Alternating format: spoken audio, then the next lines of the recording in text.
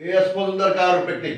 কি নাম আপনার? নাম বলেন। আমার নাম মোহাম্মদ আবুল কাশেম। আবুল কাশেম একজন প্রবাসী। উনি কোথায়, কোন দেশে থাকেন? আমি সিঙ্গাপুরে থাকি। সিঙ্গাপুরে থাকে। তো ওনার সমস্যা হচ্ছে এমআরআই রিপোর্ট মতে, উনি যে এমআরআই করেছেন এমআরআই রিপোর্ট মতে ওনার L45S1 এবং C56 এবং T11 এটা হইলো ওনার সমস্যা। ওনার ব্যথা হইলো কোথায়? কোমরে, কোমরে আর পিঠে। পিঠের মাংসপেশি, পিঠের মাংসপেশি, দুই পাশে পেশি হার্ড হয়ে গেছে। আর হইলো এই যে শোল্ডারে এটা হার্ড হয়ে গেছে। তো উনি বসলে পরে আর উঠে দাঁড়াইতে পারেন না নাকি?